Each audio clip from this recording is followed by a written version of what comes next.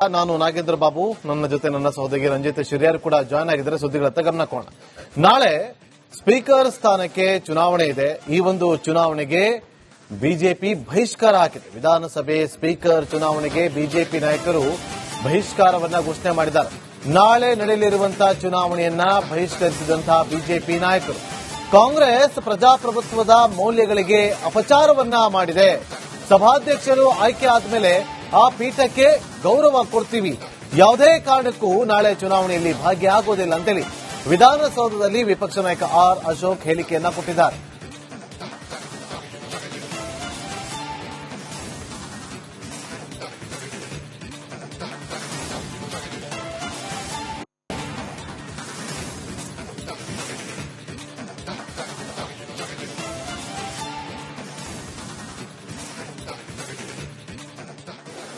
Congress party ತನ್ನ ಲೆಟರ್ನಲ್ಲಿ ಸಂವಿಧಾನ ಬಾಹಿರವಾಗಿ ಮತ್ತು ಸದನಕ್ಕೆ ಒಂದು ಸಾರ್ವಭೌಮತ್ವ ಇದೆ ಮತ್ತು ಇಲ್ಲಿನ ಜನಪ್ರತಿನಿಧಿಗಳಿಗೆ ಒಂದು ಹಕ್ಕಿದೆ.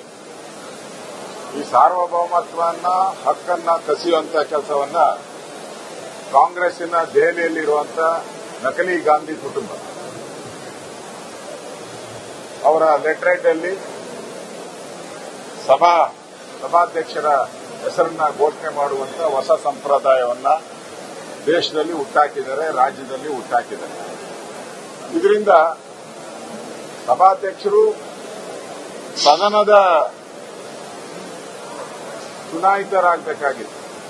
ಆದರೆ ಇವತ್ತು ಕಾಂಗ್ರೆಸ್ ಪಾರ್ಟಿನೇ ಅವ್ರನ್ನ ಚುನಾವಣೆ ಮಾಡಿರುವಂತದ್ದು ನೋಡಿದ್ರೆ ಇದು ಪ್ರಜಾಪ್ರಭುತ್ವ ವಿರೋಧಿ ನೀತಿಯನ್ನ ಮಾಡ್ತಾ ಇದೆ. ಸಭಾಧ್ಯಕ್ಷರ ಚುನಾವಣೆಯನ್ನ ನಾವು ಬಹಿಷ್ಕಾರ ಮಾಡ್ತಾ ಇದ್ದೀರಿ. ಇದು ಡೆಮಾಕ್ರಸಿ ಅಲ್ಲ, ಪ್ರಜಾಪ್ರಭುತ್ವದ ಮೌಲ್ಯಗಳಿಗೆ ಅಪಚಾರ ಮಾಡಿರೋದ್ರಿಂದ ನಾವು ನಾಳೆ ನಡೆಯುವಂತ ಸಭಾಧ್ಯಕ್ಷರ ಚುನಾವಣೆಯನ್ನ ಪ್ರಕ್ರಿಯೆಯನ್ನ ಬಹಿಷ್ಕಾರ ಮಾಡ್ತಾ ಇದ್ದೀರಿ. ಆದರೆ ಸಭಾಧ್ಯಕ್ಷರು ಆಯ್ಕೆ ಆದ ಮೇಲೆ ಆ ಸಭೆಗೆ, ಆ ಸೀಟ್ಗೆ, ಆ ಚೇರ್ಗೆ, ಆ ಪೀಠಕ್ಕೆ ಏನ್ ಗೌರವ ಕೊಡಬೇಕು ಆ ಗೌರವವನ್ನು ನಾವು ಕೊಡ್ತೀರಿ. ಅದರಲ್ಲಿ ನಾವು ಭಾಗಿಯಾಗ್ತೀವಿ. ಚುನಾವಣೆಯಲ್ಲಿ ಭಾಗಿಯಾಗಲ್ಲ ನಾವು.